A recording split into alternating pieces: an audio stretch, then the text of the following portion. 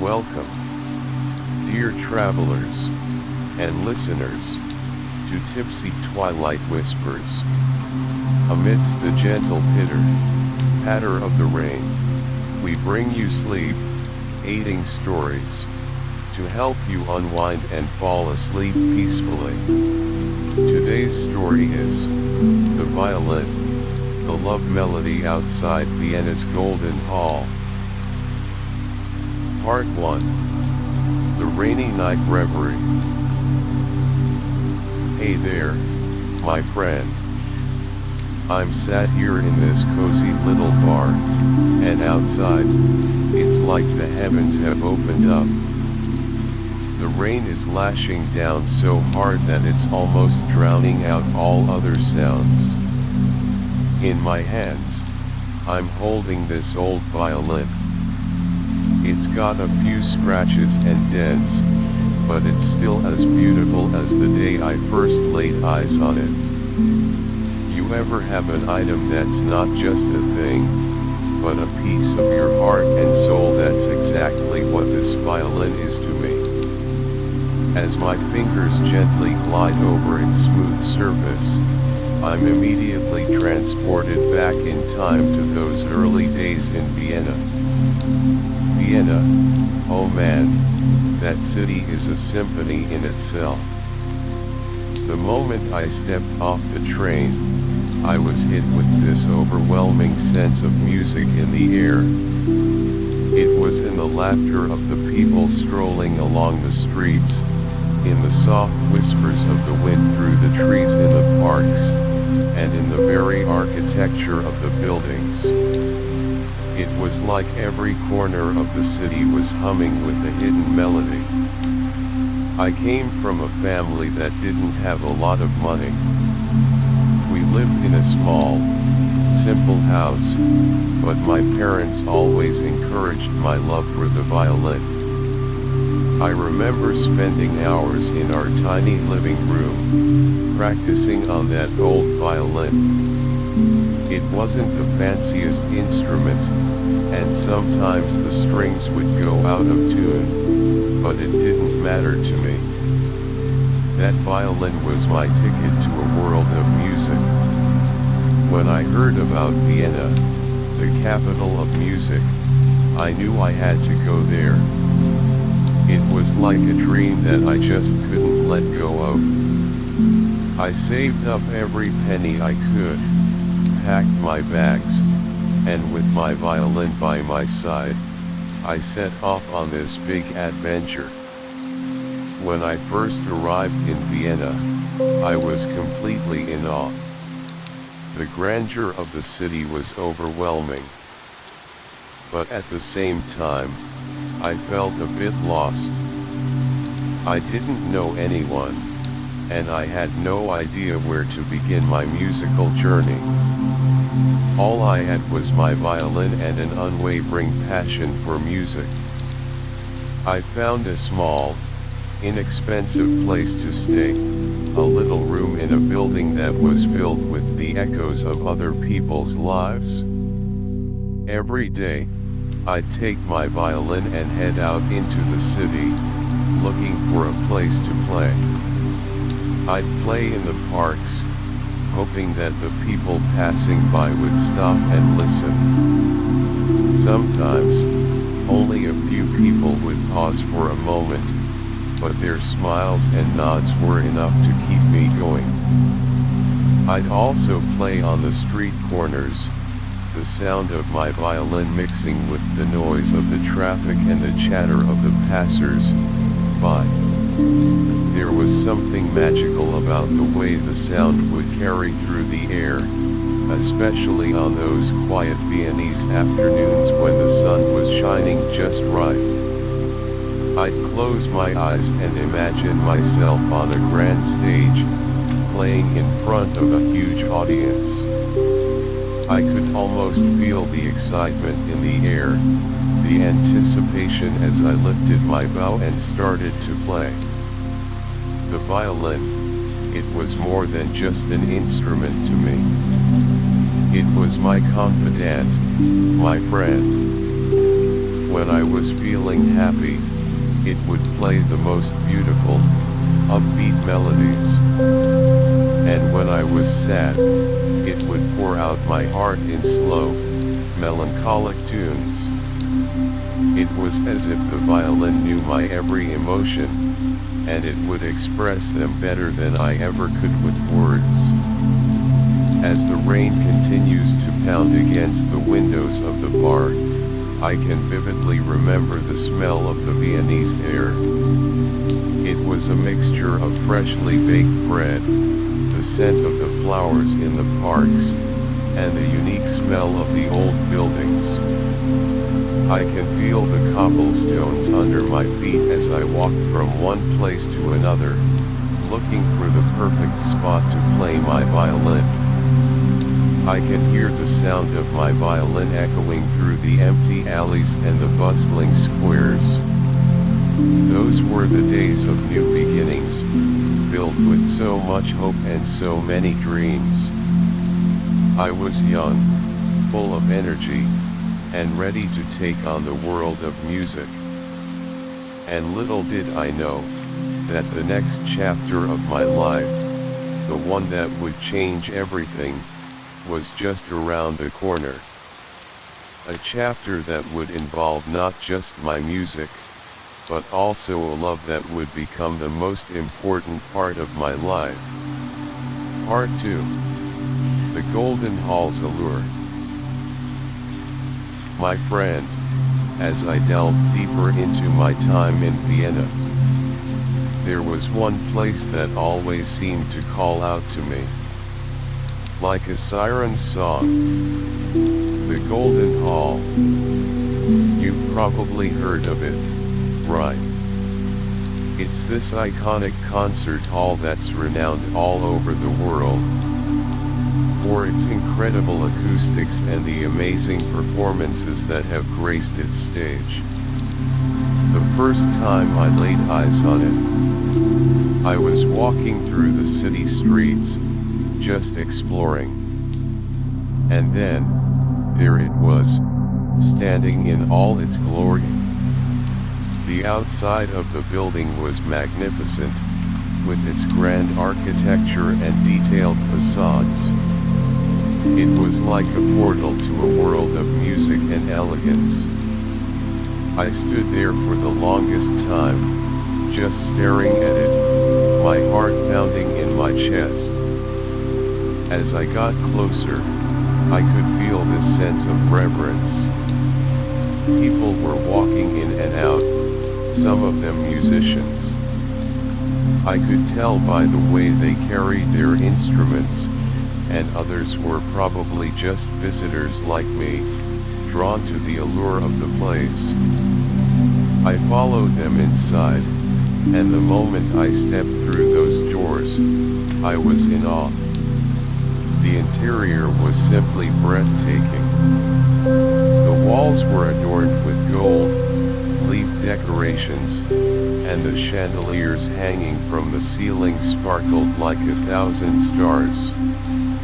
I found a seat in the auditorium and just sat there, taking it all in. The rows of seats seemed to stretch on forever, and I imagined what it would be like to have all those people looking at me as I played on that stage.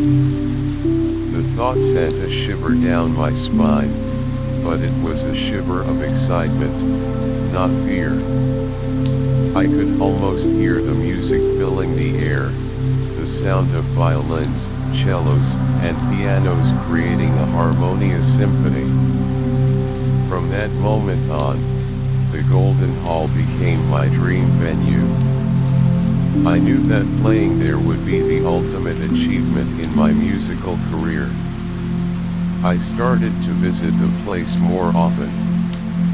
Sometimes, I'd just sit in the auditorium during rehearsals, listening to the musicians practice.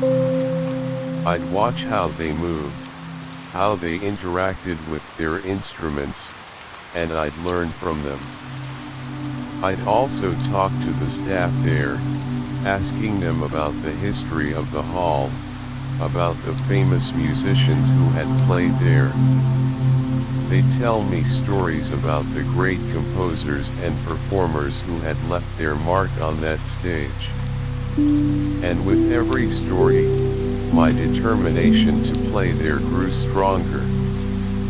I'd walk around a building, exploring every nook and cranny.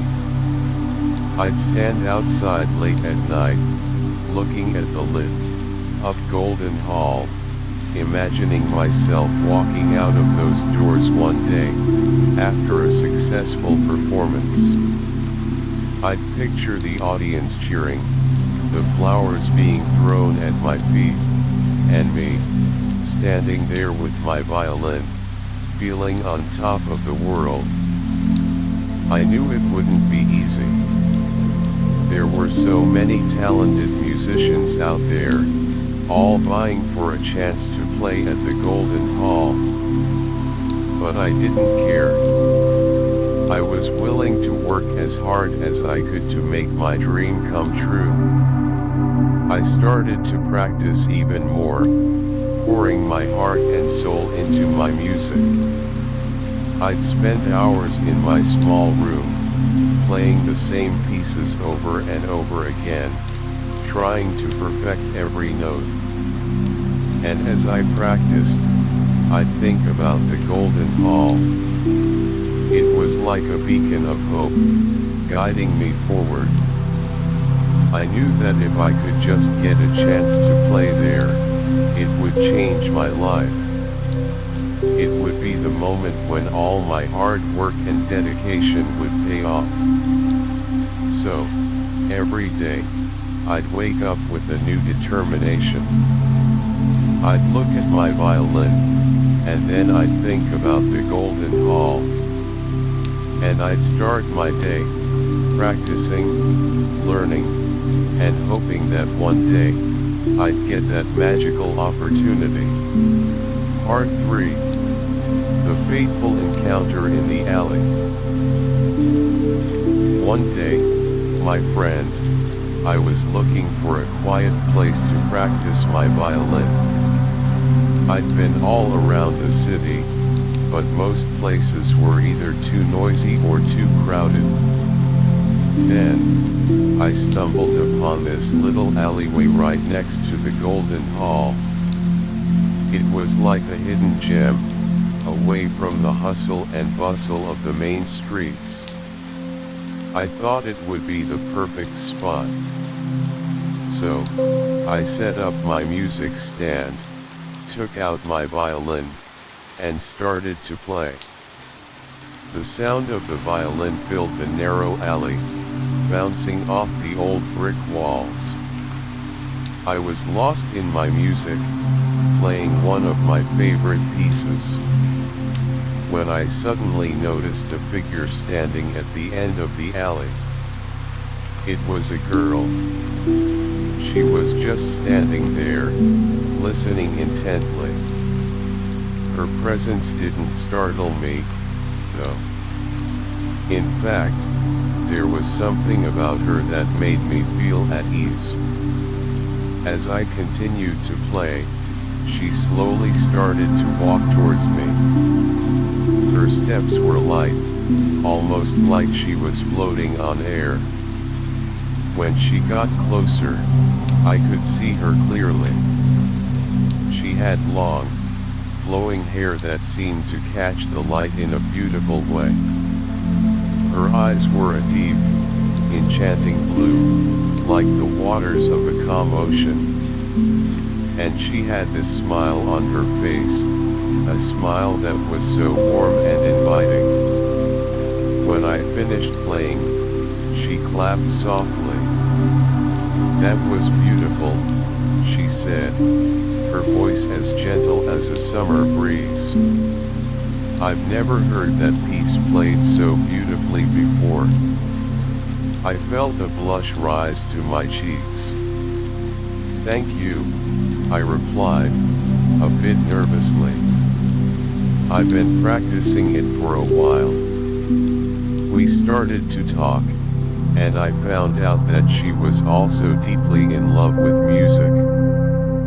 She told me how she often came to the Golden Hall to listen to the concerts, and how she dreamed of being a part of the music world herself. As we spoke, I felt this immediate connection between us. It was like we had known each other for years, even though we had just met.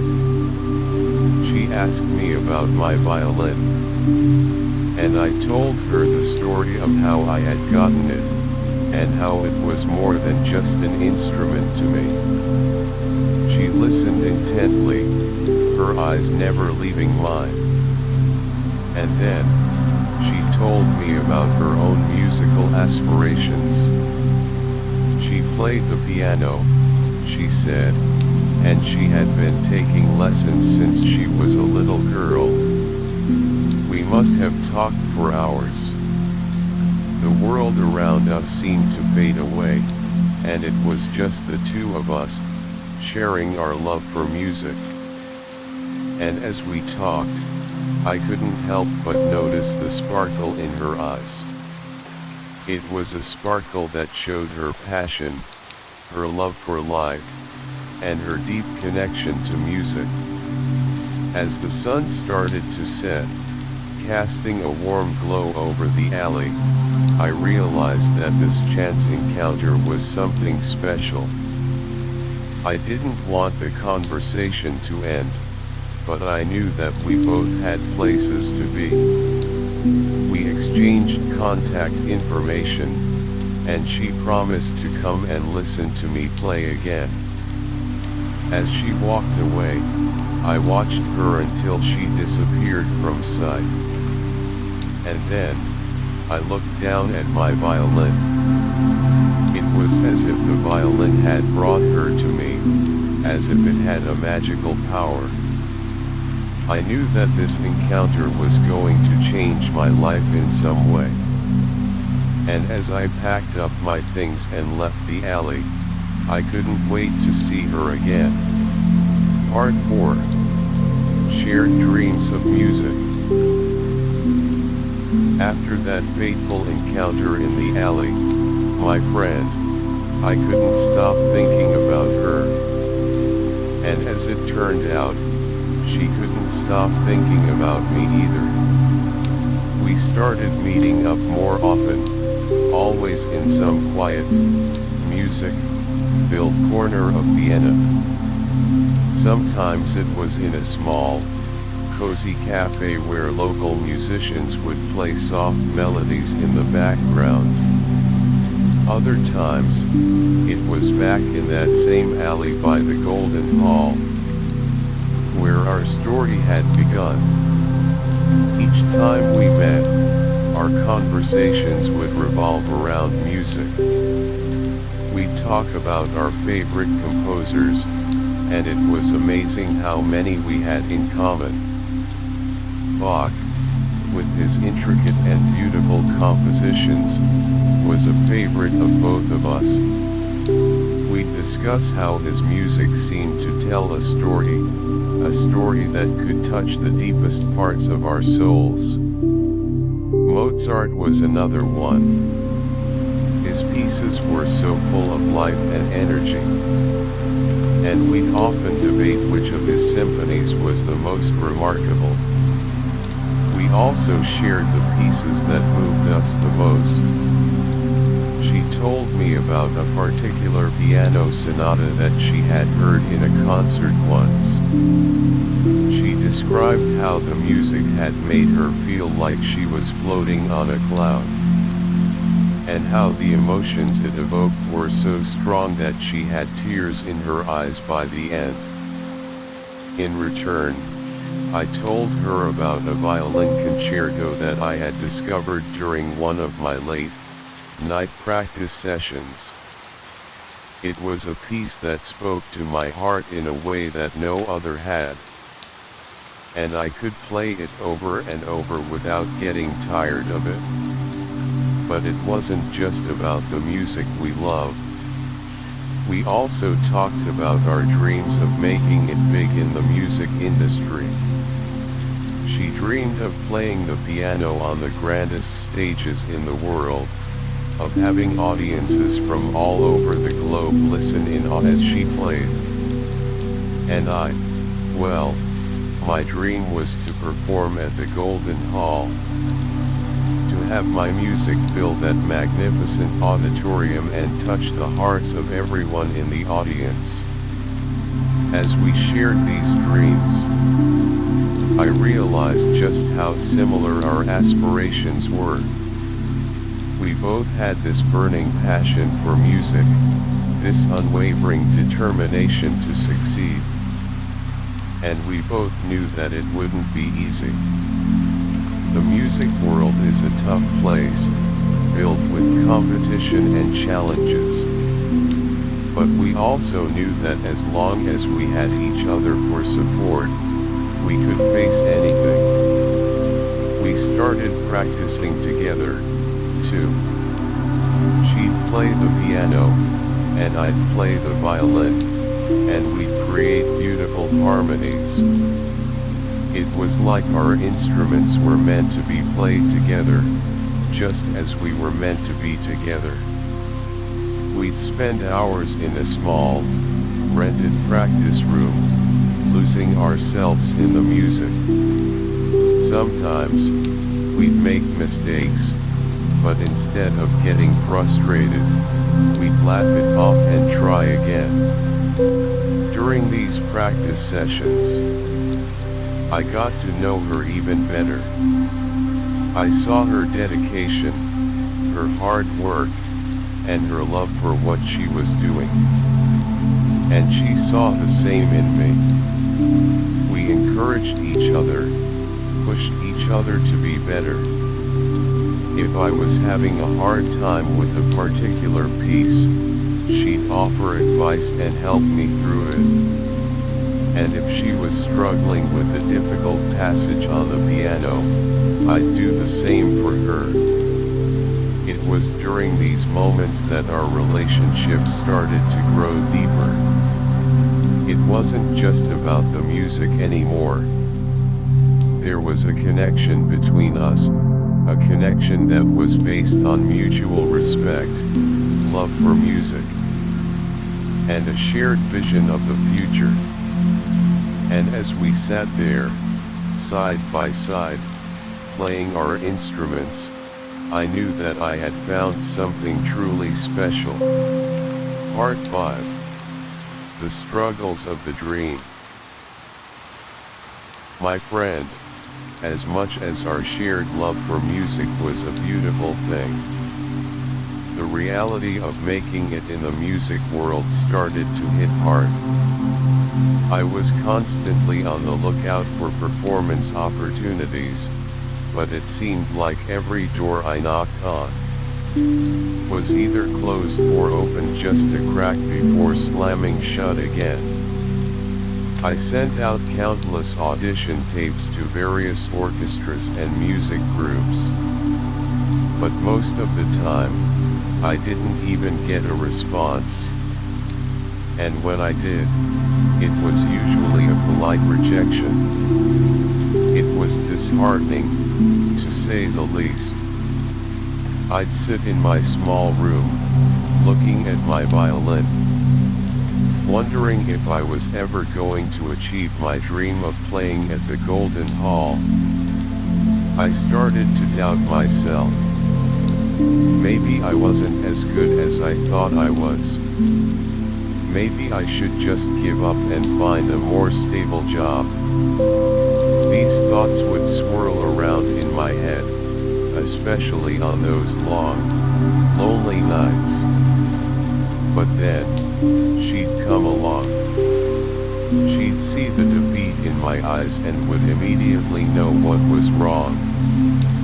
She'd sit down next to me, take my hand, and look at me with those beautiful, encouraging eyes. "Don't give up," she'd say. "You're an amazing violinist. You just need to keep trying." Every great musician faced rejection at some point. And her words would give me the strength to keep keep going. We decided to take matters into our own hands. We started performing in small local events. There were these community festivals, where we'd set up a little stage and play for the people. The audiences were small, sometimes just a handful of people, but it was a start. We played in parks, at local fairs, and even in the lobbies of small hotels. It wasn't easy. We had to deal with all sorts of challenges. Sometimes, the sound systems were poor, and our music didn't come out as clearly as we'd like.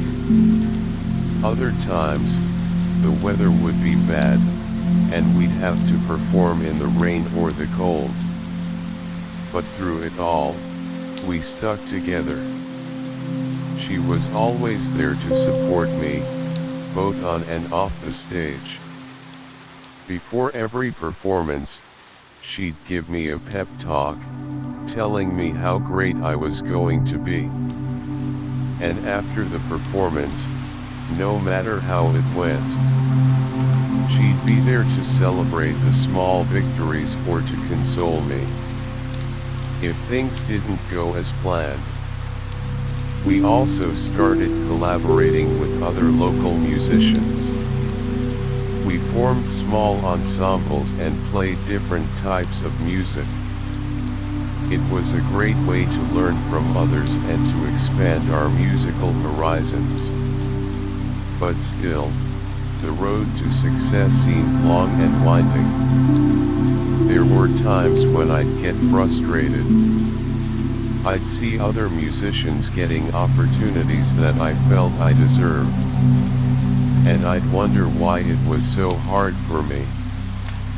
But she'd remind me that everyone's journey is different.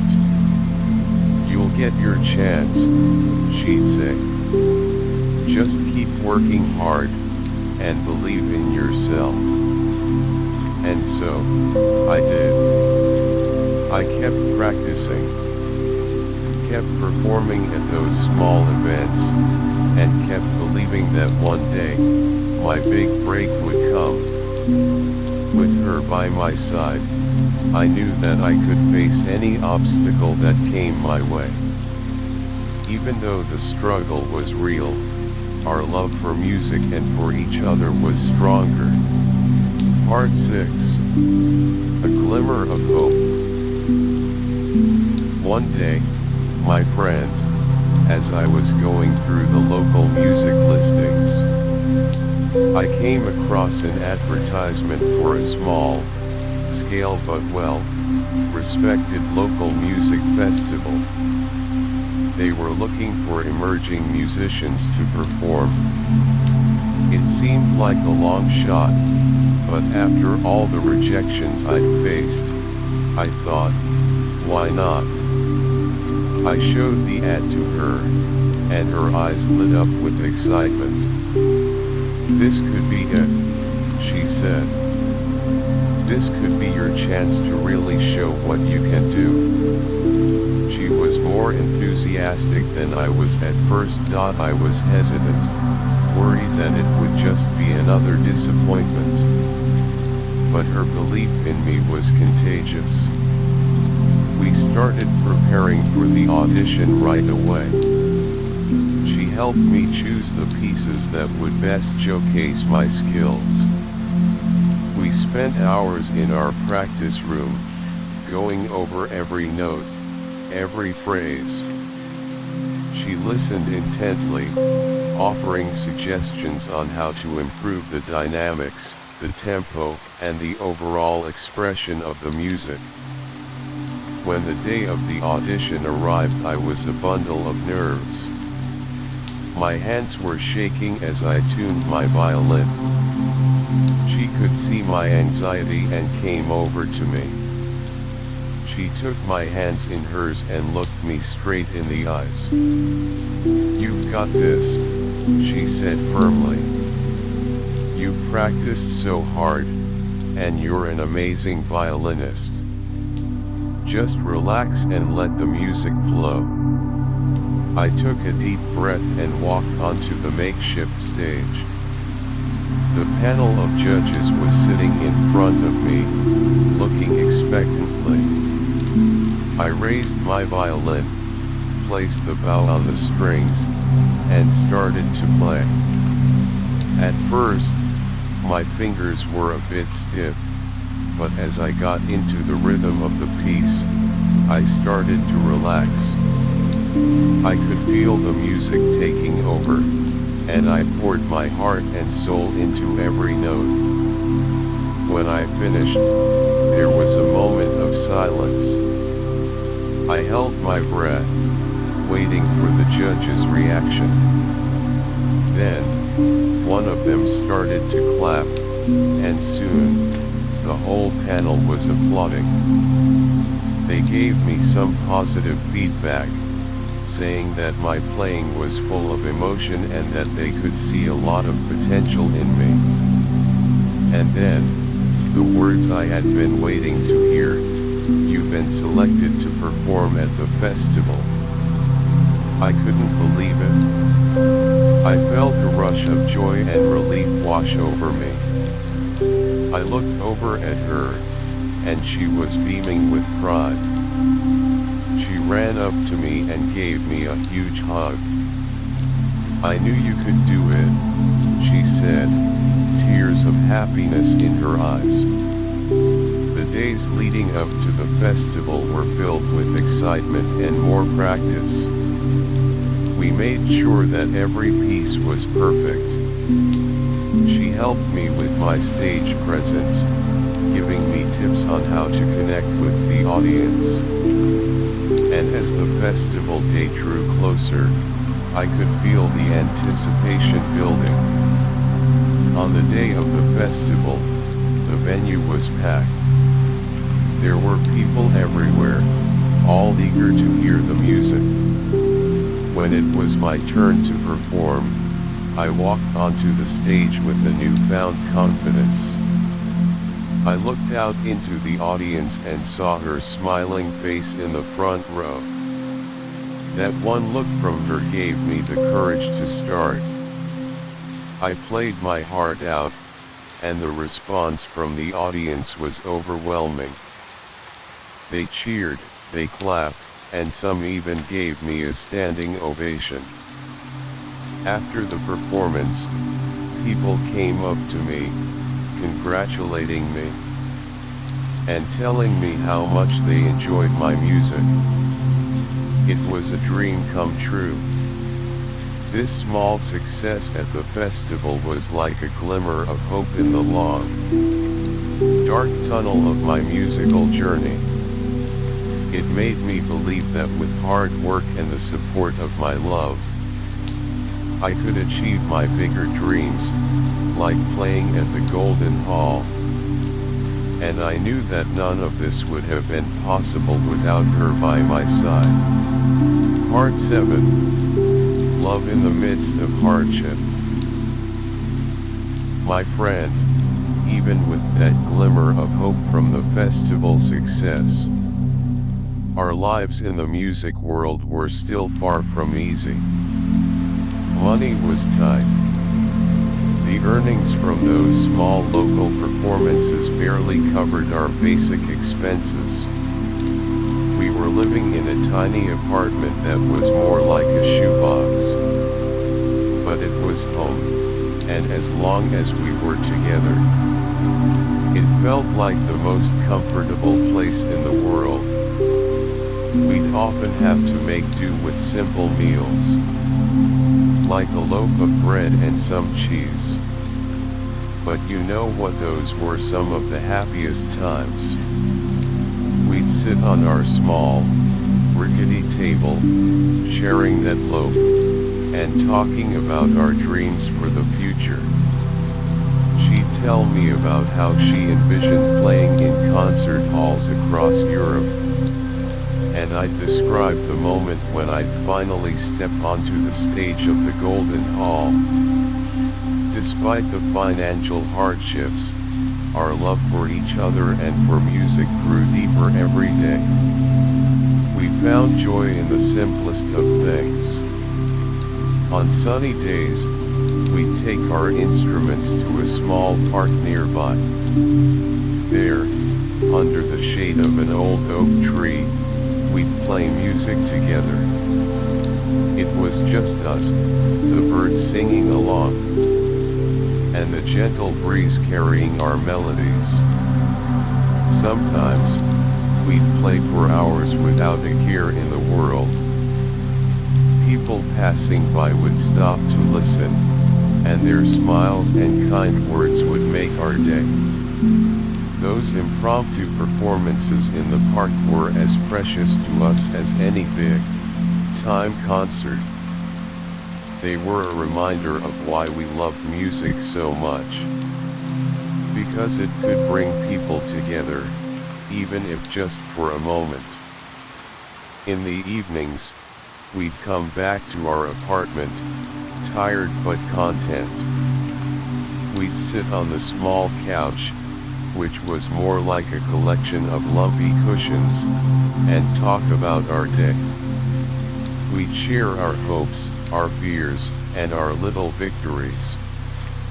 She'd always find a way to make me laugh, even on the days when things seemed tough. There were times when the pressure of making it in the music industry would get to me. I'd start to doubt myself again, thinking that maybe we were chasing an impossible dream. But she'd always be there to lift my spirits.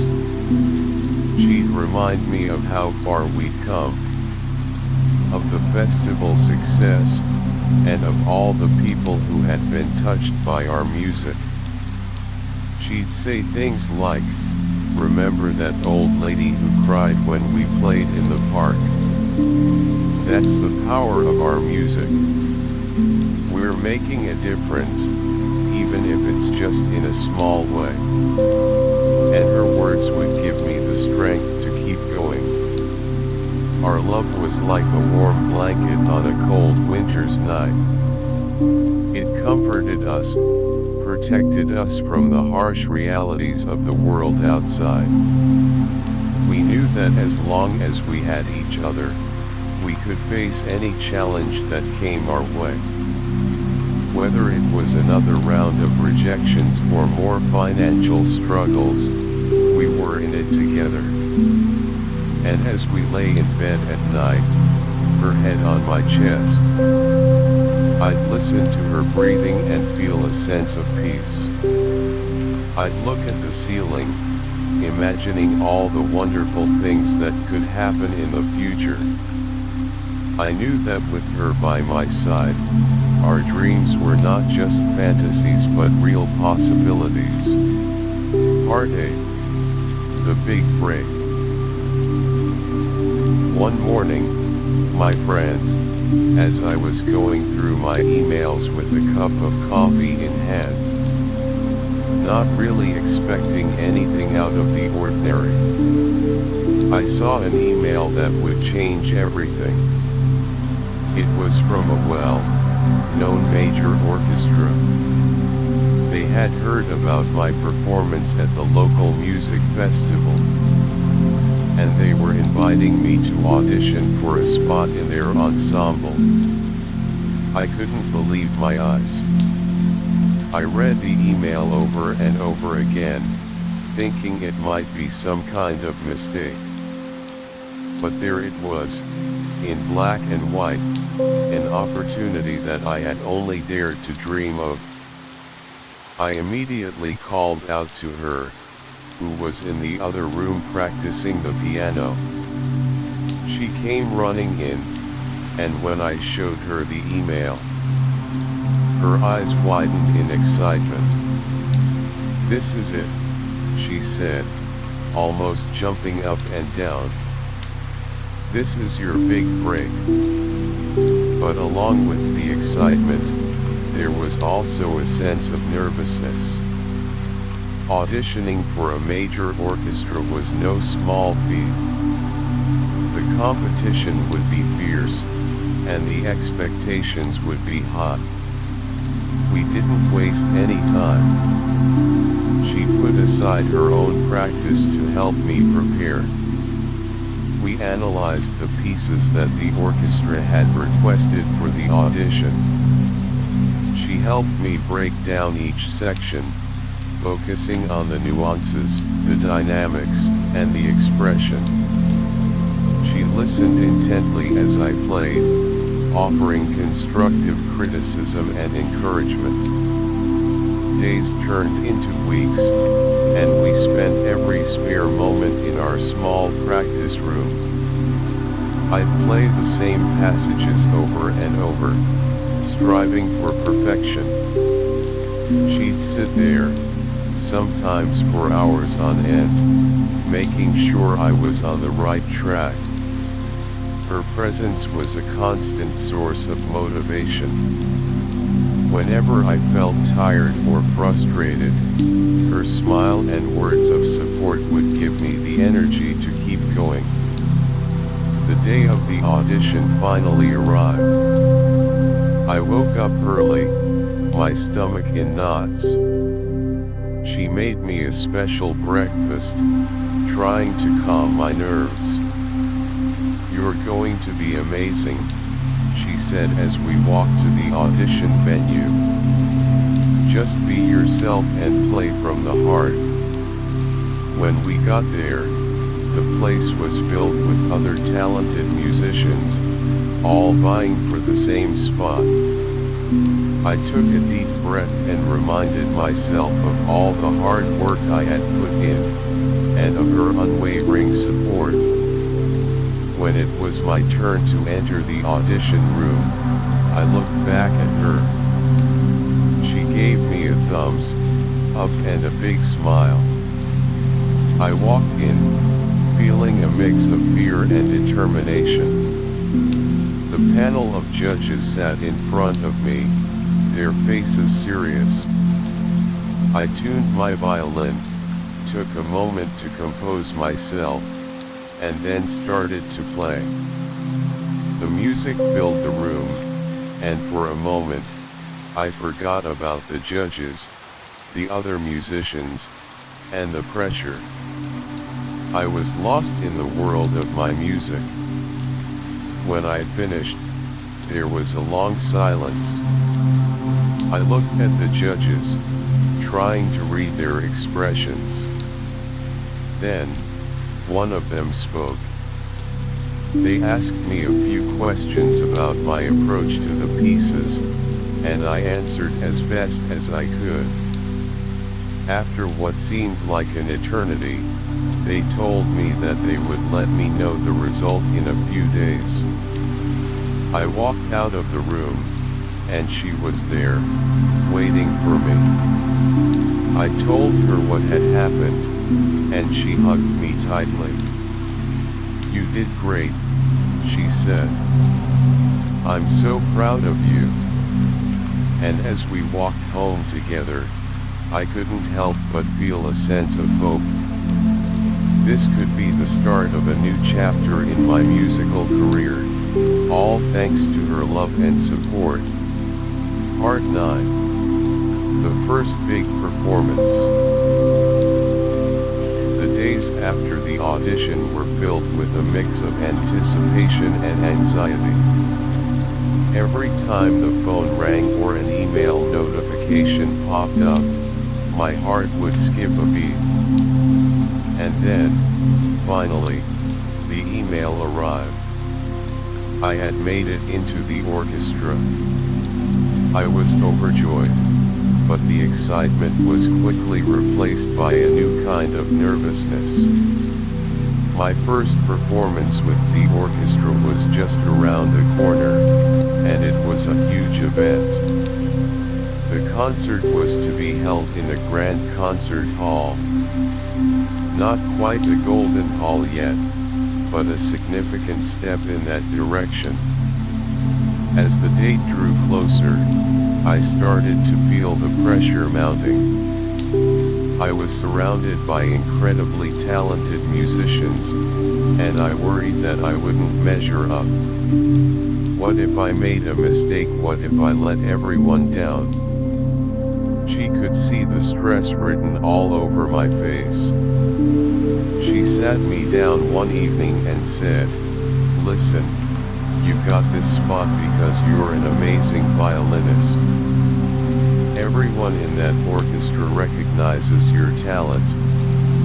Just be confident and play like you always do." Her words were soothing, but the nerves still lingered. The day of the performance arrived.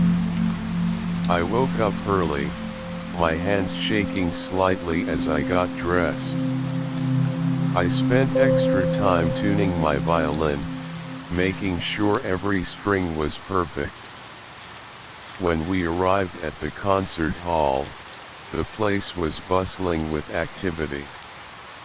Musicians were warming up, stagehands were setting up the instruments, and the audience was starting to fill the seats. I found a quiet corner to do some last minute practicing. But my mind was racing. I couldn't seem to focus. She came over to me, took my violin out of my hands, and made me look at her. "Look at me," she said firmly. "You are going to be incredible. I'm right out there in the audience, and I know you'll make me proud." As the time for the performance neared, I took my place on the stage. The lights were bright, and the audience seemed like a sea of faces. I took a deep breath and looked out into the crowd. There, in the front row, was her smiling face. Just seeing her gave me a sense of calm.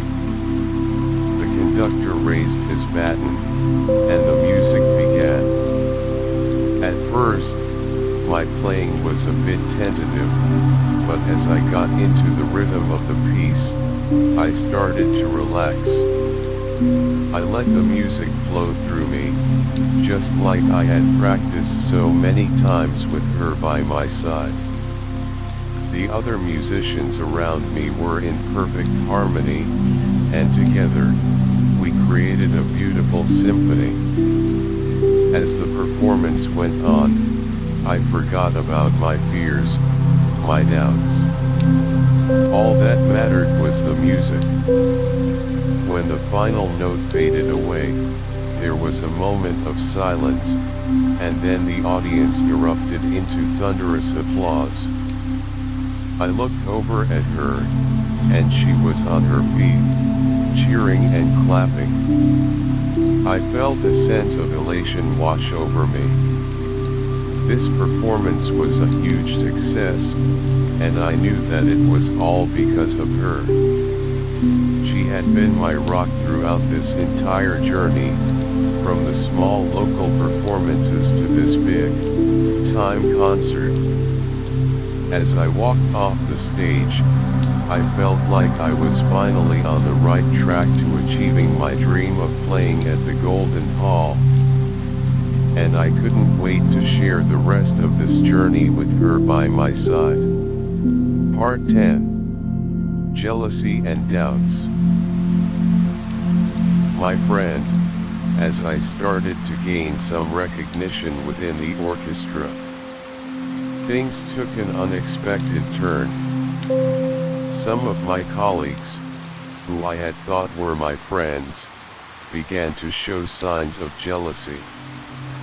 I noticed the subtle glances, the whispered conversations that stopped as soon as I entered the room. At first, I tried to ignore it, thinking it was just my imagination. But then, the remarks started. They'd make snide comments about my playing, saying that I only got my spot because of luck or that I was getting preferential treatment. It was hurtful, especially since I had worked so hard to get where I was. And the worst part was, they started to try and create rifts between me and my girlfriend. They tell me things like, she's just using you to get ahead in the music world. Or she's only with you because of your new found fame. At first, I dismissed these comments out of hand. I knew how much she loved me and how much we had been through together. But as the whispers continued, a tiny seed of doubt started to form in my mind. I started to question our relationship. Was I being naive? Was she really with me for the right reasons? These thoughts ate away at me, and I became distant from her. I stopped sharing my day-to-day experiences with the orchestra. And I was less enthusiastic about our music sessions together. She noticed the change in me right away. One evening, after a particularly quiet dinner, she finally asked me what was wrong. I hesitated at first, not wanting to believe the things I had been hearing. But then, I blurted out all the doubts that had been plaguing me. I told her about the comments from my colleagues and how they had made me question our relationship. She looked at me, her eyes filled with hurt and disbelief. "How could you think that?" she said, her voice trembling. "I love you, not for your fame or your connections in the music world. I love you for who you are, for the man I fell in love with in that alley next to the Golden Hall." She then reminded me of all the hard times we had been through together. She talked about the days when we had nothing but our love for music and each other, when we shared a loaf of bread and dreamed of our future. She told me how proud she was of my achievements and how she had always been there to support me. Not for any personal gain, but because she believed in me. Listening to her, I felt ashamed. I realized how stupid I had been to let the jealousy of others get to me. I had let their words poison my mind and damage our relationship. I reached out and took her hands in mine. "I'm so sorry," I said. "I should have never doubted you. I love you, and I know you love me." From that moment on, we decided to be more vigilant. We wouldn't let the jealousy of others come between us. We were stronger together, and our love was more important than any petty comments from jealous colleagues. And as we sat there, holding hands, I knew that our relationship had weathered yet another storm, and it was stronger than ever. Part 11. The Proposal. After we got through that rough patch, my friend, I knew more than ever that she was the one for me. I realized how precious our relationship was, and how much I wanted to spend the rest of my life with her.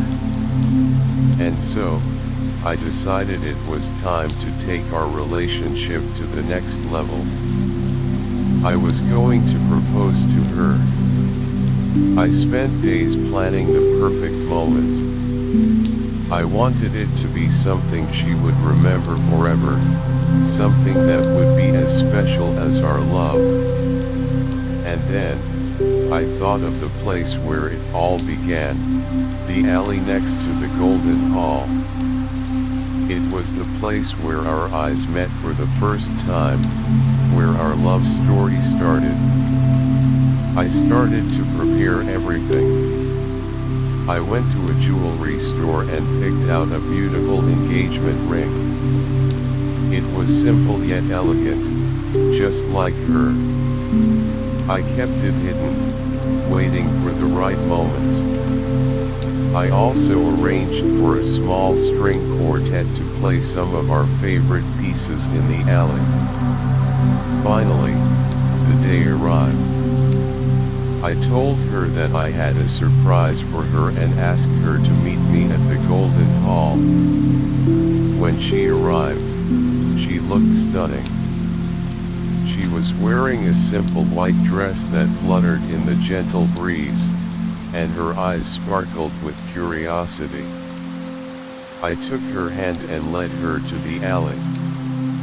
As we turned the corner, she gasped. The alley was filled with flowers, and the string quartet was playing softly. She looked at me, tears of happiness welling up in her eyes. "What's all this?" she asked. I took a deep breath. My heart was pounding so hard that I thought it would burst out of my chest. I got down on one knee and took out the ring. "My love," I said, looking into her eyes. "From the moment I met you in this alley, my life has been filled with so much love and happiness. You've been by my side through all the ups and downs, and I can't imagine my life without you. Will you marry me?" She didn't say anything for a moment. She just stood there, looking at me with a mix of shock and joy. And then, she nodded, and the word yes escaped her lips. I slipped the ring onto her finger, and then I stood up and hugged her tightly. The string quartet started to play a more upbeat piece, and we danced right there in the alley, surrounded by the flowers and the music. It was the most magical moment of my life. All the hard work, the struggles, and the doubts we had faced seemed to fade away.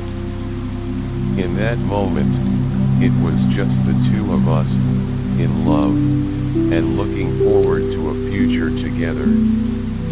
And as we danced, I knew that no matter what challenges lay ahead, we would face them together. Part 12. Preparing for the future. My friend, after that wonderful proposal, we were on cloud 9. The joy of our engagement filled every corner of our lives. But soon, the reality of planning a future together set in. We started looking for a place to call our own. A place where we could build our life as a married couple. We spent our weekends visiting different apartments. Some were too small, some were in not so nice neighborhoods, and some were way out of our budget. But we didn't get discouraged. We knew that the right place was out there, waiting for us. And then, we found it.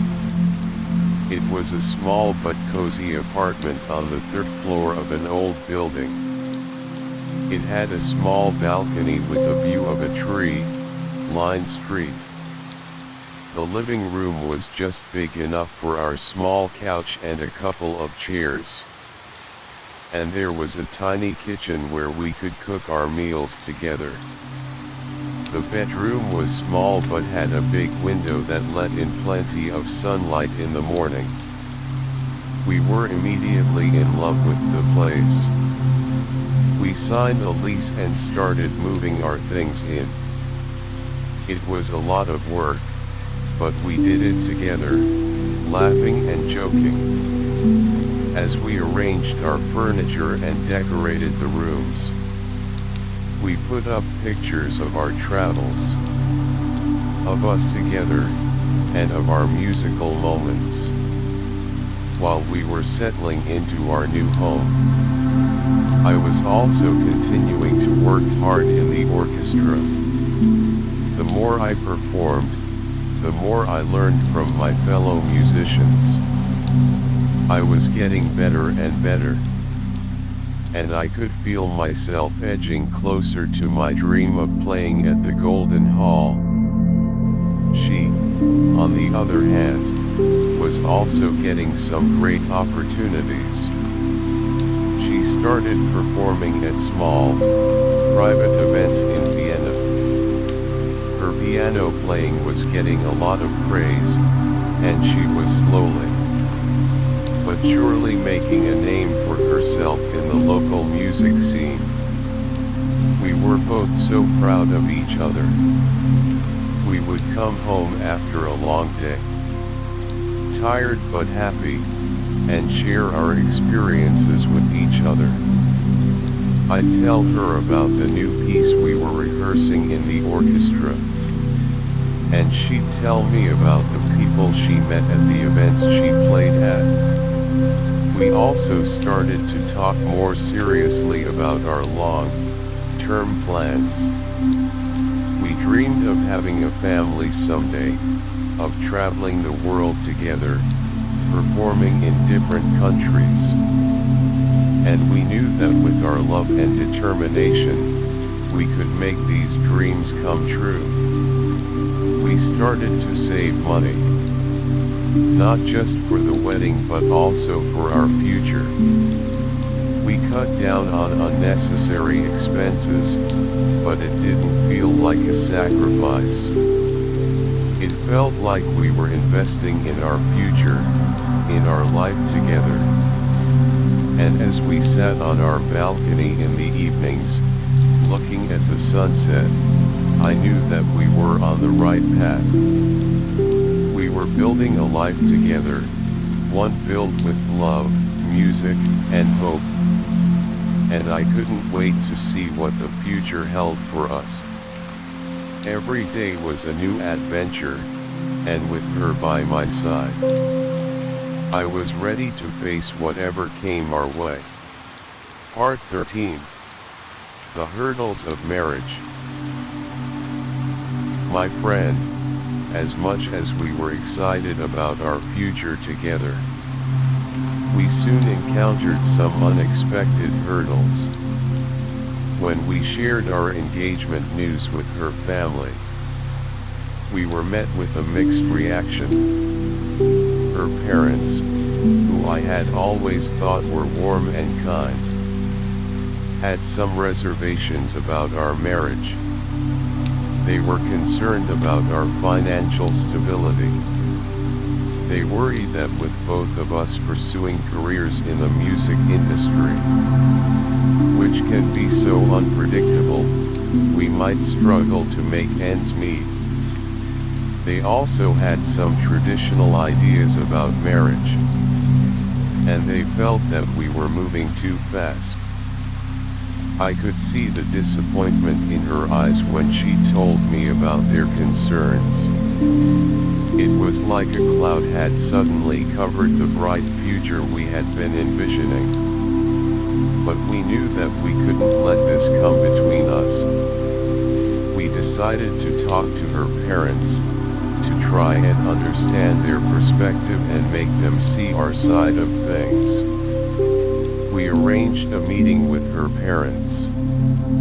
It was a tense and awkward conversation at first. Her parents expressed their fears and concerns, and I listened intently, trying not to get defensive. I told them about my plans for my career in the orchestra, how I was working hard to secure a more stable position.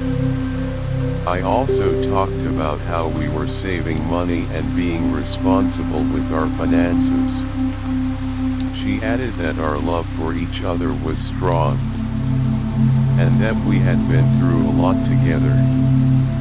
We had supported each other through the ups and downs of our musical careers, and we were confident that we could face any challenges that came our way as a married couple. As the conversation went on, the atmosphere started to relax a bit. Her her parents began to see our determination and our commitment to each other. They realized that we were not just acting on impulse, but that we had thought things through. It wasn't an immediate change of heart, but they agreed to give us a chance. They said that they would support us as long as we continued to be responsible and showed that we could build a stable life together. It was a relief, but we knew that we still had a long way to go to fully win their trust. Despite these challenges, our love for each other remained steadfast. We used this experience as an opportunity to grow closer, to strengthen our bond. We knew that if we could overcome this hurdle, we could handle anything that the future might throw at us. And so, with newfound determination, we continued to plan our wedding and our life together. Looking forward to the day when we would be husband and wife. Part 14. The Golden Day. My friend, after all the planning, the waiting, and the hurdles we had to cross, the day we had been dreaming of finally arrived, our wedding day. The sun was shining brightly, as if the universe itself was celebrating with us. The city of Vienna, with its beautiful architecture and charming streets, provided the perfect backdrop for our special day. We had chosen a small, elegant church near the city center. The inside was adorned with white flowers and candles, creating a warm and romantic atmosphere. As I stood at the front, waiting for my bride, my heart was pounding with a mix of excitement and nervousness. I couldn't believe that this day had finally come. And then, the music started. It was a piece that we had both fallen in love with during one of our early music sessions together. The sound filled the church, and I looked down the aisle to see her walking towards me. She was the most beautiful thing I had ever seen. Her white wedding dress flowed behind her, and her face was radiant with happiness. As she reached my side, I took her hand, and we looked into each other's eyes. In that moment, it was as if the rest of the world faded away. The priest began to speak, but I was barely listening. All I could think about was the woman standing next to me, the woman I loved more than anything in the world. When it came time to say our vows, my voice was a bit shaky at first. But as I looked into her eyes and saw the love and trust there, I found my courage. I promised to love her, to support her, in sickness and in health, for as long as we both shall live. And she made the same promises to me. Then, the moment we had been waiting for, we exchanged rings. The simple bands of gold were a symbol of our eternal love. As I slipped the ring onto her finger, I knew that I was making a commitment that I would honor for the rest of my life. After the ceremony, we walked out of the church as husband and wife to a shower of rice and flower petals. Our friends and family were there, cheering and celebrating with us. We took pictures in front of the church, capturing the moment for a lifetime.